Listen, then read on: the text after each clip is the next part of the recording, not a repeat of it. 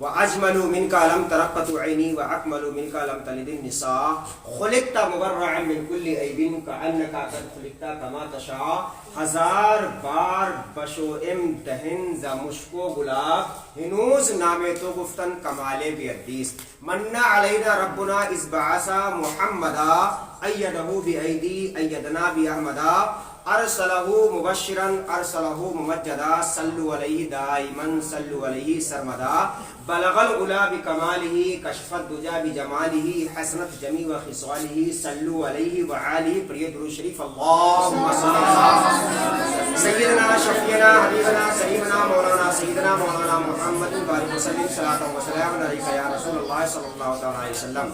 میرے پیارے، آج 22 رجب المرجب کی یہ شب ہے جس میں ہم اور آپ حاضر ہیں۔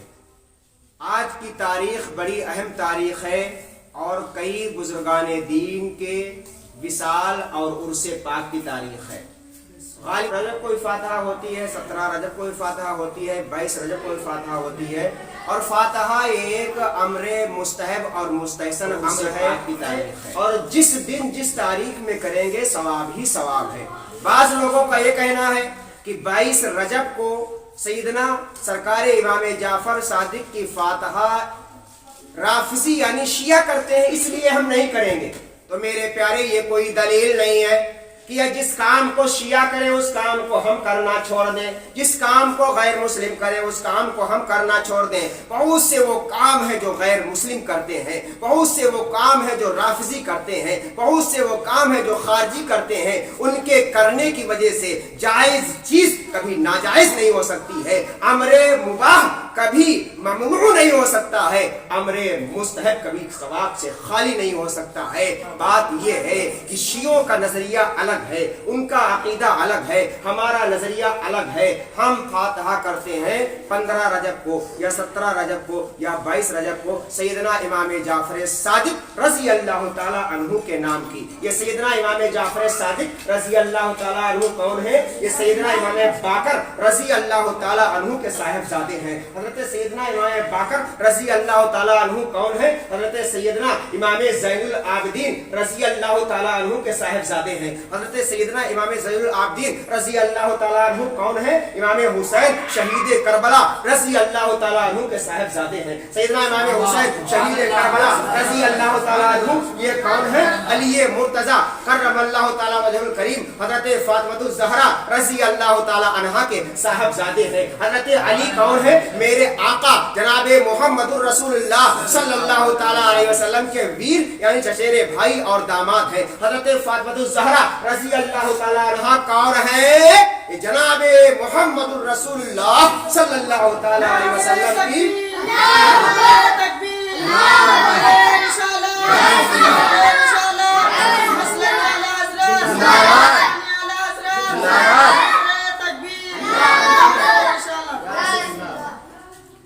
حضرت سیدہ فاطمہ خاتون جنت یہ کون ہے؟ جناب محمد الرسول اللہ صلی اللہ تعالی علیہ وسلم کی صاحبزادی ہیں۔ تو سیدنا امام جعفر صادق رضی اللہ تعالی عنہ کا سلسلہ نسب اور شجرہ نسب ایسا عالی مراتب ہے، ایسا پروقار ہے، ایسا بلند و بالا ہے جس کی عظمتوں کا کوئی جواب نہیں ہے، جس کی رفعتوں کا کوئی جواب نہیں ہے، جس کی بلندیوں کا کوئی جواب نہیں ہے۔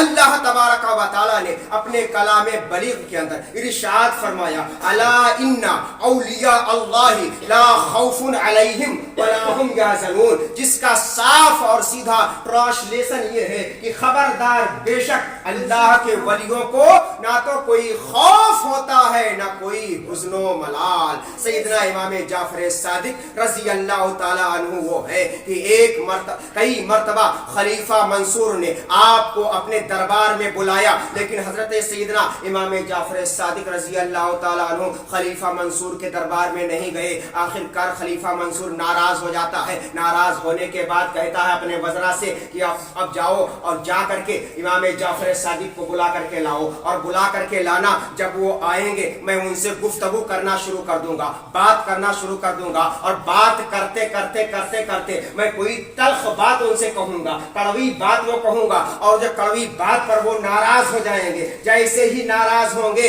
मैं अपने सर का ताज उतारूंगा। मेरे सर का ताज उतारना इस बात की निशानी होगी, इस बात की तरफ इशारा होगा कि इस बात की तरफ इशारा होगा कि इमाम जाफर सादिक को तलवार से तुम लोग कत्ल कर दो माशल्लाह। वज़रा ने मशवरा दिया कि बादशाह सलामत आप ऐसा ना करें, वो तारिक दुनिया आदमी है, वो खलवत नशीन शख्स है, वो अल्लाह की तरफ मरगूब रहते हैं हमेशा, उनके पीछे आप न पढ़ें, उनको छोड़ दें। कहा ऐसा नहीं हो सकता है। आखिरकार खलीफा मंसूर ने इमाम जाफर सादिक रजी अल्लाह तआला अन्हु को बुलाया, और जब आप दरबार में आए हैं, खलीफा मंसूर की नजर इमाम जाफर सादिक रजी अल्लाह ताला अन्हु के चेहरे पे पड़ती है। जब चेहरे पे नजर पड़ती है तो सुनो, खलीफा मंसूर पे सख्ता तारी हो जाता है, कपकपी तारी हो जाती है। आपके चेहरे को देख करके देखता रह जाता है, हवास बाख्ता हो जाता है। यहाँ तक कि तारीख बताती है कि खलीफा मंसूर आपके रोबो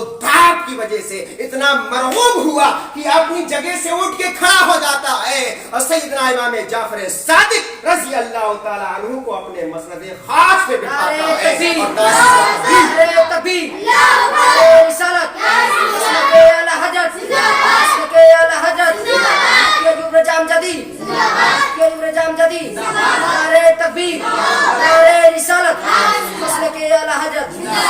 इमाम जाफर सादिक का वो रोबो दाब था।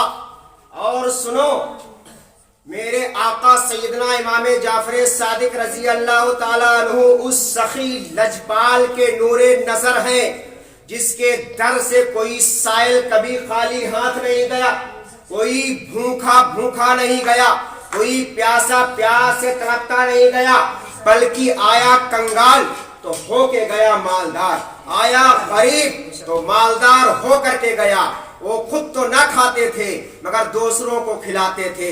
जो माल आता, जो रकम आती, जो हीरे जवाहरात आते, तो वो सब गरीबों और मिस्कीनों पर सदका कर दिया करते थे, खैरात कर दिया करते थे, वक्फ कर दिया करते थे, हदियतन तोहफतन दे दिया करते थे। उस सखी लजपाल के लख्ते जिगर और नूरे नजर है सैयदना इमाम जाफर सादिक रजी अल्लाह ताला को।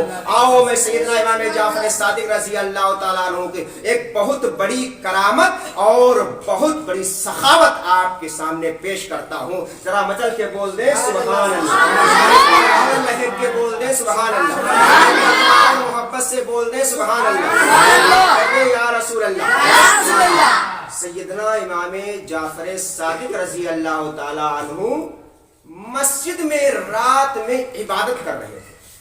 ताजिरों का एक गिरोह आया और आ करके वहां कयाम करता। कयाम के दौरान एक शख्स उसमें से चला मस्जिद की तरफ कि चल करके इबादत कर लूं और थोड़ी देर आराम कर लूं। तो मेरे प्यारे तारीख बताती है कि वो शख्स आया और वो ऐसा शख्स था जिसने 1000 का अपना माल बेचा था। कितने का? 1000 रुपए का। उस दौर की बात कर रहा हूं, 1400 बरस पहले की बात।